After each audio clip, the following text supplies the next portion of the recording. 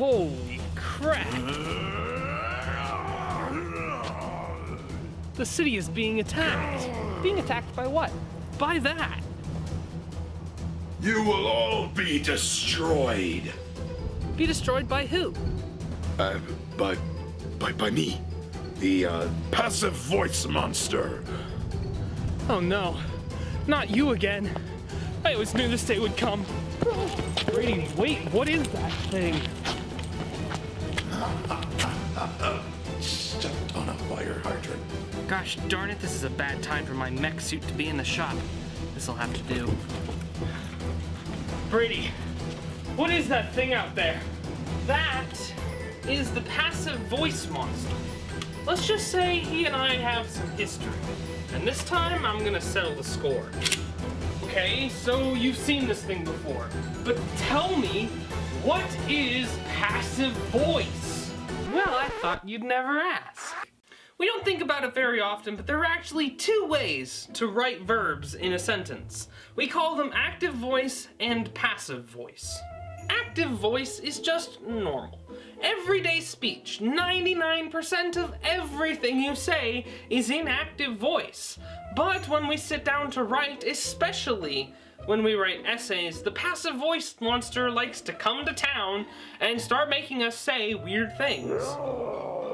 To understand how passive voice works, you have to understand that sentences have a doer and a receiver, a subject and a direct object, for the 5 of you out there who care what that means. In a sentence like, I shot Ted in the foot, I am the doer because I'm the one doing something.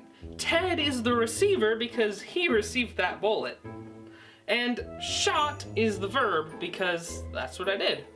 This sentence is in active voice, the normal way to write something. To make it in passive voice, the doer and the receiver need to be flipped. In passive voice, we would have said, Ted was shot in the foot.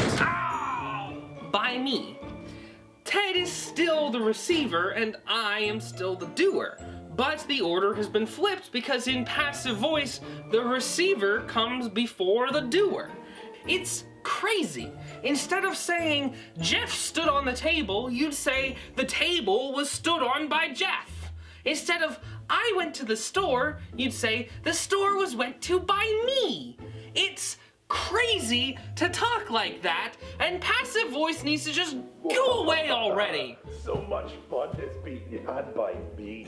But as crazy as it is, people use passive voice unwittingly because it isn't always as obvious to spot as in those previous examples. Normally it'll show up in research reports and essays like this one. Raisins have long been thought to be the worst thing on the entire planet.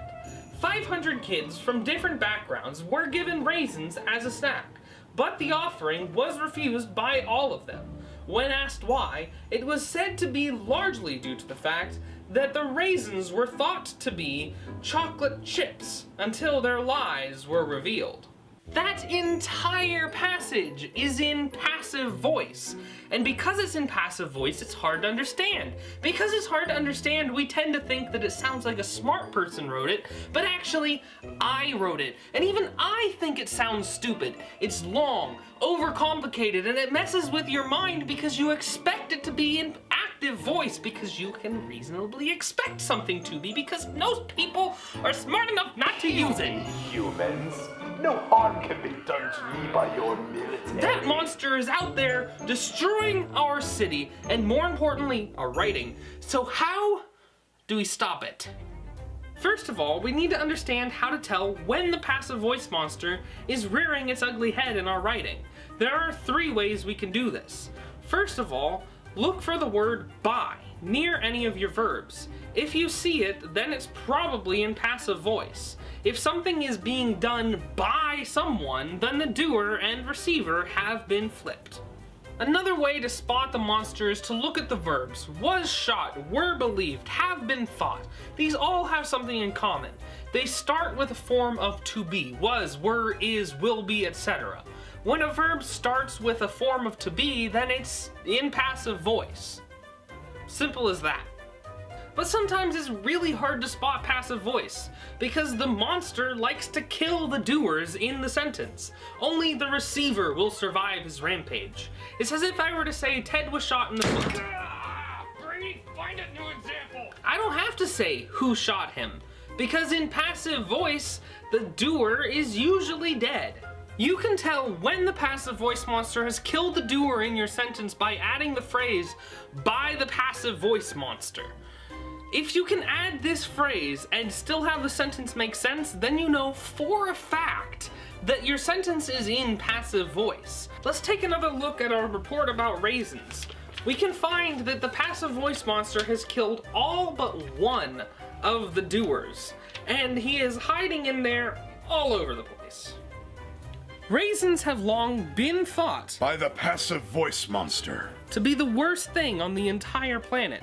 500 kids from different backgrounds were given raisins as a snack, By the passive voice monster. but the offering was refused by all of them.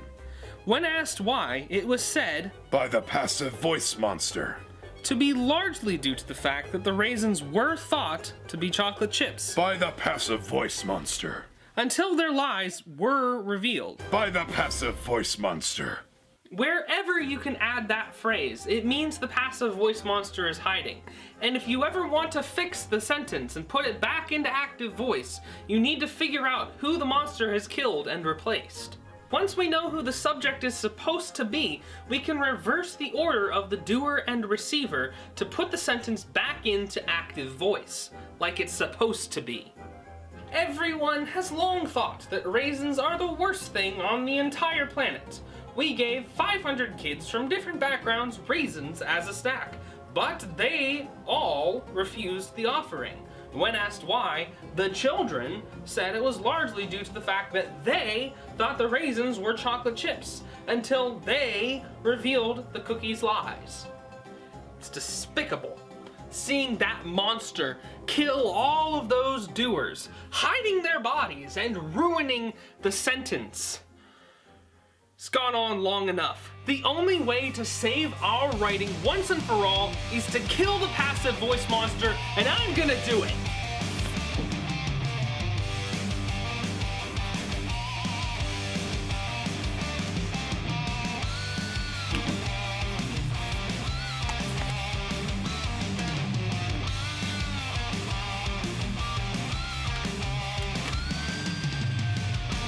Hold on, stop. Don't you think you're overreacting just a little bit? Overreacting?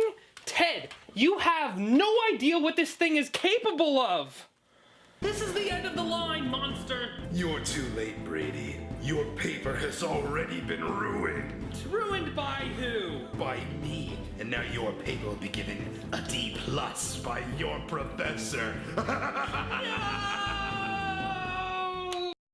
Passive voice is a monster, and it has to be stopped. Stopped by who? Stopped by me! Gosh darn it! That should have been implied by the last sentence. So then, despite its size and desire to step on buildings, maybe passive voice isn't that much of a monster. Maybe you're letting your personal grudge get in the way of truth. Don't you think people deserve truth? Your buildings are being stepped on. Okay, so there are a few times when passive voice is okay. Like I said, at least 1% of everything we say is in passive voice. Sometimes that's just what feels natural. Some words and phrases are actually used in passive voice more often than not. How many times have you heard somebody say something like, "Sorry, I was distracted"? I was really surprised by how tall that building was. My voice has been described as ear grating. I don't have to be told twice. All of those are in passive voice, and you don't think about it because it sounds natural to say them like that. Sometimes removing the doer is the right thing to do, like when it's obvious who's doing something because you've already said it. Or if you need the anonymity, or simply don't know who did something. Think again about the sentence, "Ted was shot." What if we have no idea who shot him? What if he just turned up dead one day and we never solved the mystery? Either you use passive voice to leave out the doer, or you say someone shot Ted, and I think it sounds a lot more natural to just leave out the doer. Or think about the essay that I read to you. The main focus of that essay should be on the raisins, so it makes more sense to have the raisins front and center at the beginning of a sentence, right? Well, think of the difference between passive voice, raisins have long been thought, and active voice, everyone has long thought that raisins. Using passive voice lets you put the raisins at the focus of the sentence, creating a stronger subject, and honestly, making a little bit more sense. Also, passive voice is a really easy way to eliminate first-person pronouns like I, you, and we. In formal writing, we need to eliminate them sometimes. It's the difference between saying 500 children were given ... and we gave 500 children ... The truth is, you should consider all of your alternatives and not just blindly choose the active voice over the passive voice. You might find that the best solution is a mixture of both. Passive voice monster, I owe you an apology. I was ready to kill you, but you're not even completely evil. You are forgiven, Brady. The lesson I came here to teach has been learned by you. Now I must go until I am needed again. Thank you, passive voice monster.